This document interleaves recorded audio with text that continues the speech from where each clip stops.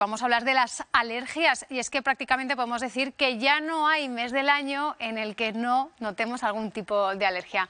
Saludamos ya a mi compañera Vita Ventura, que me acompaña de toda una experta.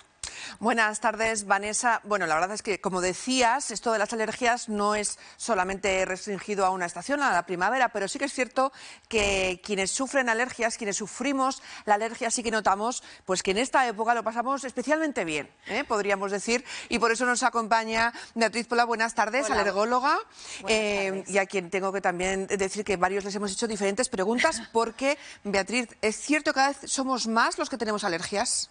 Sí, eso es.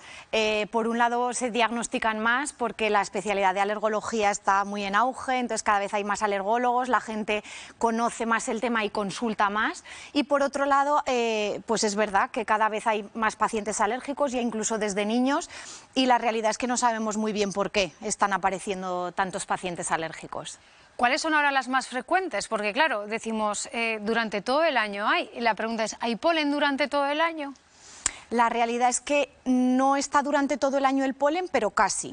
En realidad, en nuestra región, en Aragón, el polen empieza a finales de enero, que el primer polen que llega es el polen del ciprés, y dura, se van encadenando uno detrás de otro, y el último termina pues como para el Pilar, más o menos. Sí que nos deja un poco de tregua a finales de año, pero sí que es cierto que aparte de polen hay más cosas en el ambiente. Está la alternaria, que es el hongo de la humedad, que ese sí que está todo el año, están los ácaros del polvo. Entonces, bueno, hay más cosas que pueden generar síntomas a lo largo de todo el año. Quienes estén sufriendo las alergias estos días o quienes ya sean expertos, más o menos identifican sus síntomas, la clínica, ¿no? Podríamos decir, de las alergias. ¿Te parece, Vanessa? Sí. Vamos a hacer un pequeño resumen, muy sencillo, muy a modo de Érase una vez la vida.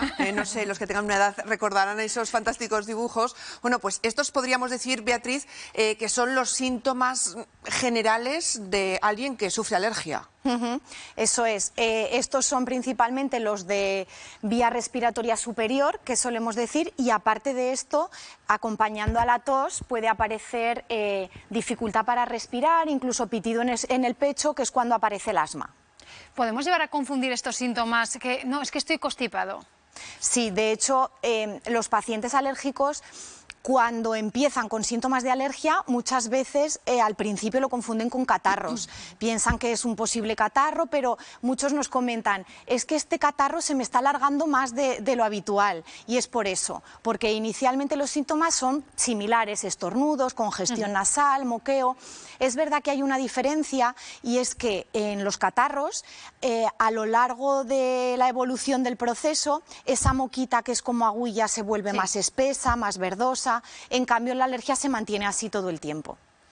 Estos son los síntomas, Vanessa, los síntomas generales. Hay algunos que, bueno, tienen pronunciados a lo mejor más los estornudos, los ojos. Estamos hablando de la clínica, de cómo nos sentimos con esa alergia, pero claro, todo tiene un origen. Lo adelantaba Beatriz hace unos momentos, que son esas plantas, bueno, esos organismos también en el ambiente, que si bien, aparte del polen, hay otras sustancias, el polen es uno de los orígenes más habituales. Claro, ¿qué pasa? Que el polen está todo el año, pero sobre todo en primavera, pero también empezamos en enero con el ciprés. En fin, que hemos querido comprobar primero cuál es ese calendario de floración en nuestra comunidad. Inmersos en la primavera, a lo largo de este mes de abril se avecina la mayor explosión de polen en el aire de todo el año. Porque, en primer lugar, el invierno ha sido benigno, con muy pocas heladas, entonces toda la vegetación, el desarrollo de la vegetación ya venía un poco adelantado, pero a esto se ha sumado pues, las abundantes lluvias, entonces eso va a llevar a un gran desarrollo vegetal y a una gran producción de flores. Una primavera que se avecina especialmente complicada para los que padecen alergias. Quizás el año pasado fue rara por escasez de polen y este año yo creo que va a ser rara por abundancia de polen. Hemos vivido los 2 años muy extremos. ¿Y cuáles son las plantas que polinizan en esta época del año? Pues por ejemplo ahora mismo los pinos, si os paseáis por los charcos que hay a lo largo del Canal Imperial de Aragón, pues en la orilla se ve una banda amarilla de todo el polen que se ha depositado. ¿Vale? A partir de ahora los olivos. Las gramíneas a partir de ahora, pues es pensar que en Aragón hay mucho cultivo de cereal, pues a partir de ahora empezará la cebada en primer lugar, luego el trigo y posteriormente la avena. Pero los pólenes también hacen acto de presencia en invierno, otoño y verano. En cualquier época del año puede haber una planta que produzca polen. Al final del invierno, plantas como el almendro o el cerezo están en floración. Luego durante el verano, la floración se produce en cultivos de verano, pues como puede ser el maíz, el girasol y hortícolas. Y en el otoño pues decrece en gran medida esa floración. Pero bueno, por ejemplo, la parietaria podría estar produciendo polen, ¿vale? Y otros cultivos de ciclo otoñal. La temporada de floración depende de la temperatura y de la zona geográfica. Pues en Aragón la floración empieza antes pues aquí en Zaragoza, en el Valle del Ebro, que es la zona más cálida. Y lógicamente cuando nos alejamos al sur, hacia Teruel, que hace más frío, pues la floración es un poco más tardía, y luego pues hacia el norte, pues también conforme nos acercamos al Pirineo, pues la floración pues viene ahí un poco más retraso. Picos de floración que pueden variar en hasta 4 meses dependiendo de la altitud del territorio. Tenemos ya un poco más claro cuál es ese calendario de floración, pero claro, otra de las preguntas que tenemos y nos surgen muchas dudas es si las alergias, Beatriz, se heredan, por decirlo de alguna manera. Bueno, no se heredan como tal, es decir, un paciente alérgico no transmite a sus hijos una alergia a eso específicamente, pero sí que se hereda un poco la tendencia a ser alérgico. Es decir, unos niños de hijos de padres alérgicos, sobre todo de madre alérgica, tienen más posibilidades de acabar siendo alérgicos, pero no a lo que es su padre o su madre, sino a lo que él esté más expuesto, a lo que genere esa alergia en la vida de esa persona. Entonces, es un poco, pues bueno, no es una herencia como tal de decir yo tengo alergia a la penicilina, mi hijo la va a tener, pero sí él va a ser más propenso a ser alérgico que el hijo de una mamá no alérgica. Estamos hablando de si se heredan esas alergias, que hay esa tendencia, pero también podemos de repente ser alérgicos si antes, perdón, la alergia, si antes no hemos desarrollado ninguna alergia. Por ejemplo, estamos hablando de las alergias primaverales, ¿no? De estas alergias habitualmente al polen. ¿Podemos de repente ser alérgicos a la gramínea o al olivo o no? ¿O es una cosa realmente gradual que siempre hemos sido y se va acentuando? No, la realidad es que un paciente cuando nace lo normal es que no sea alérgico a nada. Para hacerse alérgico hacen falta contactos repetidos con una misma sustancia para que al final digamos que al cuerpo le cambia el chip y empieza a detectar como que eso es algo malo y entonces empieza a luchar contra ello y por eso surge la alergia. Entonces, inicialmente nacemos la mayoría de las veces sin ninguna alergia y nos vamos haciendo alérgicos a lo largo de la vida. Es verdad que podemos hacernos alérgicos en la infancia, lo cual es bastante frecuente, pero también puede surgir en la adolescencia, incluso ya cuando uno es adulto, incluso alergias ambientales y alimentarias, ¿eh? Es verdad que cada vez hay más tratamientos, más avances también para hacer frente a más tipos de alergias. Sí, eso es. Hay, bueno, por un lado están los tratamientos sintomáticos, pues para todos estos síntomas que hemos comentado que nos puede dar el polen, de estornudos, moqueo, congestión, incluso asma, pues hay antihistamínicos, hay colirios para los ojos, hay sprays nasales. Y luego existe el tratamiento de inmunoterapia, de las vacunas para la alergia, que eso sí que es un tratamiento que pretende ser curativo y que lo que intenta es disminuir la sensibilidad del paciente frente a eso para hacerlo menos alérgico y que cada temporada tenga menos síntomas en esa época. Y otra curiosidad, ¿puede desaparecer una alergia? Diría que no. Vaya. Lo normal es que no desaparezcan, así como sí que pueden ir aumentando a lo largo de la vida. Hay pacientes que de primera se hacen alérgicos a un polen o a un alimento y luego a medida que van pasando los años van desarrollando lo que llamamos el perfil alérgico y se van haciendo alérgicos a más cosas. Pero lo que es involucionar, lo que es que una alergia desaparezca, eso es más raro. A veces puede ser que dé menos síntomas, por ejemplo, puede ser típico paciente alérgico a las gramíneas desde la infancia, que en la adolescencia lo pasa fatal, cuando se hace adulto también, pero ya a partir de una determinada edad empieza a notar menos síntomas. Le hacemos la prueba y la prueba sigue positiva, él sigue siendo alérgico, lo que pasa que la sintomatología ha disminuido en intensidad y entonces ya parece que no le tiene alergia a eso. Pero lo normal es que se mantengan para toda la vida una vez que surgen. Pues precisamente estábamos hablando de los síntomas y uno de los síntomas más habituales de la alergia es la conjuntivitis alérgica. Lo sabe bien Concepción Ferrer, oftalmóloga, que ve cómo estos días la consulta sobre este tema aumenta un poco. Muy buenas tardes, Concha. Hola, buenas tardes. Se nota ese aumento. Se nota un aumento importante porque, bueno, pues vamos a partir de dos grupos de población, los que realmente van a tener un problema de tipo irritativo, que va a ser un problema banal, pero sí que produce molestias y se intensifican en esta época, a las que realmente tienen ya un sustrato importante alérgico, tienen una sintomatología alérgica y han sido ya diagnosticados de alérgicos, que en estos indudablemente los síntomas van a ser mucho más importantes y se van a acompañar no solamente de las conjuntivitis alérgicas, sino que se van a acompañar de unos síntomas generales que van a producir muchos más problemas. Concha, estamos hablando de esa sintomatología ocular. No es que nos empiezan a llorar los ojos y eso ya es conjuntivitis alérgica, ¿no? Sino que es el lloriqueo constante y la irritación lo que luego produce una conjuntivitis que tiene ese origen alérgico. ¿Es así o es diferente? Sí. Bueno, a ver, es que los síntomas que da una conjuntivitis alérgica las dan otros muchos procesos oculares de tipo irritativo sin que lleguen a ser una alergia. Sí que es verdad que los tratamientos muchas veces son muy similares, pero lo que realmente nos va a importar es el paciente que está diagnosticado de una alergia, porque en él la sintomatología va a ser mucho más marcada. Los factores ambientales nos producen procesos de tipo irritativo que son muy banales en la población normal, que sobre todo los vemos mucho en los niños, porque tanto hay un desarrollo de una alergia como una adaptación al medio. Es decir, que muchas veces los niños pequeños presentan cuadros de parpadeos intensos, que además preocupan mucho, cuadros de lagrimeo de los ojos o de movimientos raros de los ojos, que suelen tender a elevarlos hacia arriba para meterlos debajo de los párpados, que realmente son síntomas de tipo irritativo que muchas veces no entran en el cuadro de una alergia, sino que conforme el niño se va haciendo mayor, va desarrollando una adaptación al medio y desaparece esta sintomatología, que hay que distinguirla mucho del que realmente es un problema de tipo alérgico, donde los síntomas van a ser en una época estacional, sobre todo lo vemos mucho con las gramíneas,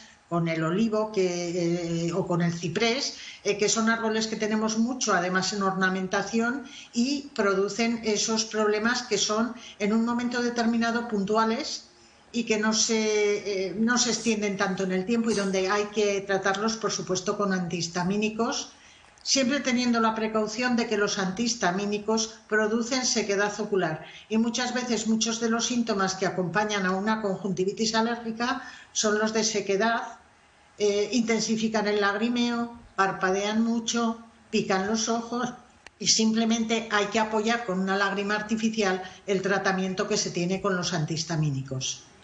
Concha Ferrer, oftalmóloga, muchísimas gracias por atendernos una vez más. Tomamos nota de todos esos consejos. Gracias. Muchísimas gracias a vosotros y hasta siempre. La conjuntivitis alérgica, que ahí nos ha hablado Concha de esos antihistamínicos. ¿Podemos decir que hay vacuna para las alergias, Beatriz? Sí, ya lo hemos introducido antes un poquito, sobre todo para el tema de alergias ambientales, pólenes, ácaros del polvo, el hongo de la humedad, incluso para los animales, para todo lo que produce síntomas de nariz, de ojos y de pecho. Las vacunas son un tratamiento que dura entre 3 y 4 años, tienes ese tiempo de duración, en el cual, pues bueno, hay vacunas sublinguales y hay vacunas pinchadas, subcutáneas.